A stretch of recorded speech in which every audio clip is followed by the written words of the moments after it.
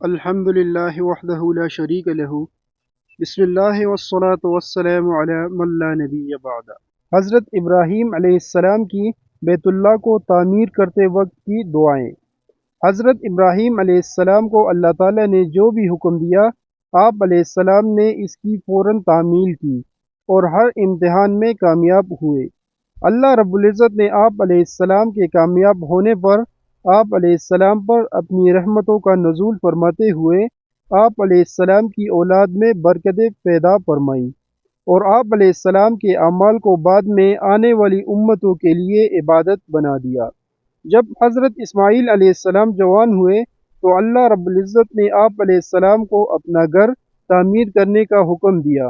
چنانچہ آپ علیہ السلام مکہ آئے اور حضرت اسماعیل علیہ السلام کے ساتھ مل کر بیت اللہ کی بنیادیں اونچی کر دی۔ فرمان الہی ہے مفہوم۔ اور یہ بھی یاد کرو جب ابراہیم اور اسماعیل علیہ السلام بیت اللہ کی بنیادیں اونچی کر رہے تھے تو وہ یہ دعا کر رہے تھے، اے ہمارے رب، اس عمل کو ہماری طرف سے قبول فرما، بے شک آپ ہی سب کے سننے والے، سب کچھ جاننے والے ہیں۔ اے ہمارے رب، ہم دونوں کو اپنا فرمان بردار بنا لیجئے اور ہماری اولاد میں سے بھی ایک جماعت کو اپنا فرمان بردار بنا لیجئے اور ہمیں اپنی عبادت کے طریقے سکھا دیجئے، ہمیں بخش دیجئے، بلا شبہ آپ ہی بخشنے والے، بے حد رحم کرنے والے ہیں۔ سورہ البقرہ آیات 127 تا 128۔ اور یاد کیجئے کہ جب ہم نے ابراہیم علیہ السلام کے لیے بیت اللہ کی جگہ مقرر کر دی اور ان سے کہا کہ میرے ساتھ کسی کو شریک نہ بنانا اور میرے گھر کو طواف، قیام، رکوع اور سجدہ کرنے والوں کے لیے پاک صاف رکھنا، اور لوگوں میں حج کا اعلان کر دو تاکہ لوگ آپ کے پاس دور دراز مقامات سے پیدل اور دبلے پتلے اونٹوں پر سوار ہو کر آئے۔ سورہ الحج آیات 26 تا 27۔ بے شک پہلا گھر جو لوگوں کی عبادت کے لیے بنایا گیا وہ مکہ میں ہے، جو بڑا بابرکت اور تمام جہانوں کے لیے ہدایت والا ہے، اور اس میں واضح نشانیاں ہیں جن میں سے ایک مقام ابراہیم بھی ہے۔ جو اس میں داخل ہو جائے وہ امن میں آ جاتا ہے۔ اللہ نے ان لوگوں پر بیت اللہ کا حج فرض کیا ہے جو اس کی طرف سفر کرنے کی استطاعت رکھتے ہو، اور جو اس حکم کو ماننے سے انکار کرے تو یقین مانو اللہ تمام دنیا والوں سے بے نیاز ہے۔ سورہ العمران آیات 96 تا 97۔ اور ہم نے ابراہیم و اسماعیل علیہ السلام کو وصیت کی کہ میرے گھر کو طواف، اعتکاف اور رکوع و سجود کرنے والوں کے لیے پاک و صاف رکھو۔ سورہ البقرہ آیات 125۔ احادیث رسول اکرم صلی اللہ علیہ وآلہ وسلم۔ حضرت ابو ذر رضی اللہ عنہ نے رسول کریم صلی اللہ علیہ وآلہ وسلم سے پوچھا کہ سب سے پہلے کون سی مسجد بنائی گئی؟ آپ صلی اللہ علیہ وآلہ وسلم نے فرمایا، مسجد حرام۔ انہوں نے پوچھا پھر اس کے بعد؟ آپ صلی اللہ علیہ وآلہ وسلم نے فرمایا، مسجد اقصی۔ انہوں نے پوچھا کہ ان دونوں میں کتنی مدت ہے؟ آپ صلی اللہ علیہ وآلہ وسلم نے فرمایا، 40 سال۔ ویسے تو اللہ کی ساری زمین مسجد ہے، جس جگہ نماز کا وقت آ جائے اسی جگہ نماز پڑھ لو۔ ابراہیم علیہ السلام نے اللہ تعالیٰ کے حکم کی تعمیل کے لیے اسماعیل علیہ السلام کو ساتھ لے کر بیت اللہ کی تعمیر شروع فرما دی۔ اسماعیل علیہ السلام پتھر اٹھا اٹھا کر دیتے جا رہے تھے اور خلیل اللہ علیہ السلام چنائی کرتے تھے۔ جب دیواریں بلند ہو گئی تو آپ علیہ السلام نے حضرت اسماعیل علیہ السلام کو ایک پتھر لانے کو کہا۔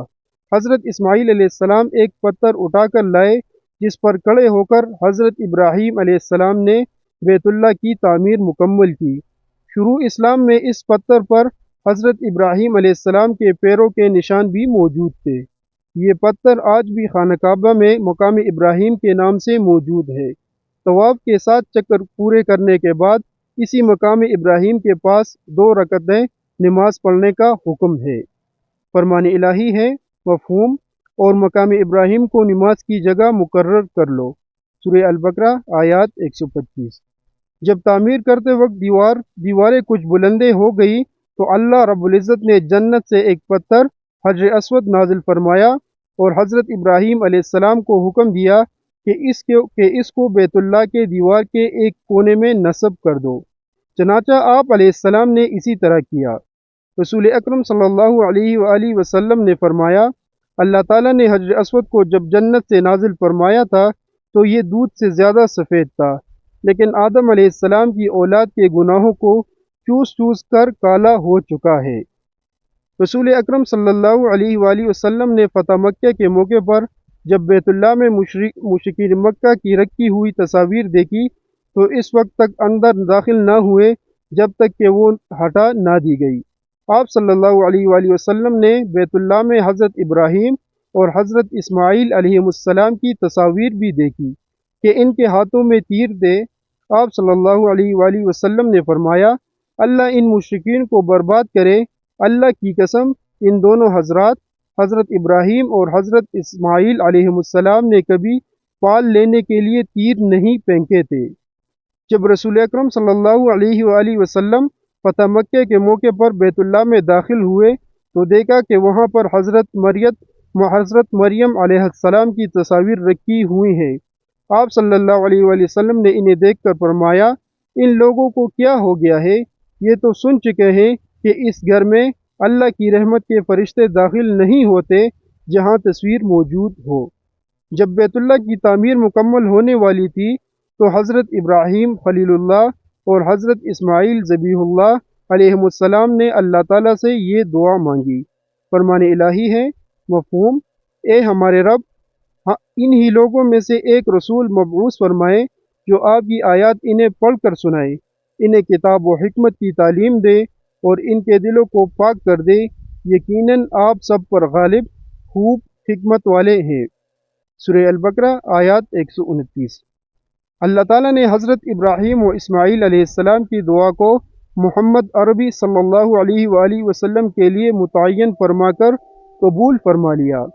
حضرت محمد صلی اللہ علیہ وآلہ وسلم انسانوں کے لیے ہی نہیں بلکہ جنات کے لیے بھی رسول بنا کر بھیجے گئے۔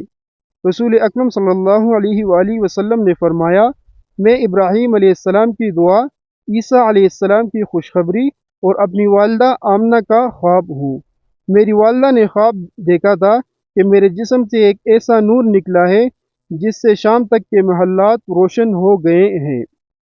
وضاحت: امام قسطلانی رحمۃ اللہ علیہ کا قول ہے کہ بیت اللہ 10 مرتبہ تعمیر ہوا۔ سب سے پہلے اسے فرشتوں نے، دوسری مرتبہ حضرت آدم علیہ السلام نے، تیسری مرتبہ حضرت شیس علیہ السلام نے، چوتھی مرتبہ حضرت ابراہیم علیہ السلام نے، پانچویں مرتبہ قوم عمالقہ نے، چھٹی مرتبہ جرم قبیلے نے، ساتویں مرتبہ قصہ بن کلاب آپ صلی اللہ علیہ وآلہ وسلم کے جد امجد نے، آٹھویں مرتبہ قریش نے، نویں مرتبہ عبداللہ بن زبیر رضی اللہ عنہ نے اور 10ویں مرتبہ حجاج بن یوسف نے تعمیر کیا ہے۔ احادیث رسول اکرم صلی اللہ علیہ وآلہ وسلم: حضرت ابراہیم علیہ السلام نے بیت اللہ کو اصل بنیادوں پر تعمیر کیا تھا، لیکن بعد میں قریش مکہ نے اسے دوبارہ تعمیر کرنے کے لیے لوگوں میں اعلان کیا کہ بیت اللہ کے تعمیر کے لیے رقم اکٹھی کرو، لیکن اس کے لیے وہ رقم دو جس میں حرام کی کوئی ملاوٹ نہ ہو۔ رقم کم ہونے کی وجہ سے انہوں نے بیت اللہ کا کچھ حصہ چھوڑ دیا جسے حکیم کہا جاتا ہے۔ آپ صلی اللہ علیہ وآلہ وسلم نے فرمایا، اے عائشہ، کیا تمہیں معلوم ہے کہ تمہاری قوم نے کعبہ تعمیر کرتے وقت اسے حضرت ابراہیم علیہ السلام کی بنیادوں سے کم کر دیا؟ میں نے عرض کیا، اے اللہ کے رسول صلی اللہ علیہ وآلہ وسلم، آپ اسے دوبارہ ابراہیم علیہ السلام کی بنیادوں پر تعمیر کر دیں۔ آپ صلی اللہ علیہ وآلہ وسلم نے فرمایا، اگر آپ کی قوم نئی مسلمان نہ ہوتی تو میں یہ ضرور کرتا، میں ابھی اسے اصل بنیادوں پر تعمیر کروں گا تو لوگ اعتراض کریں گے۔ حضرت عائشہ رضی اللہ عنہا فرماتی ہیں کہ میری یہ خواہش تھی کہ میں بیت اللہ کے اندر جا کر نماز پڑھوں۔ جب آپ صلی اللہ علیہ وآلہ وسلم کو میری اس خواہش کا پتہ چلا تو آپ صلی اللہ علیہ وآلہ وسلم نے میرا ہاتھ پکڑ کر مجھے حجر حتیم میں داخل کر دیا اور فرمایا کہ یہاں نماز پڑھ لو، یہ بھی بیت اللہ ہی کا حصہ ہے۔ آپ کی قوم قریش مکہ کے پاس کعبے کی تعمیر کرتے وقت رقم کم پڑ گئی تھی، جس کی وجہ سے انہوں نے اسے حتیم کو بیت اللہ سے الگ کر دیا۔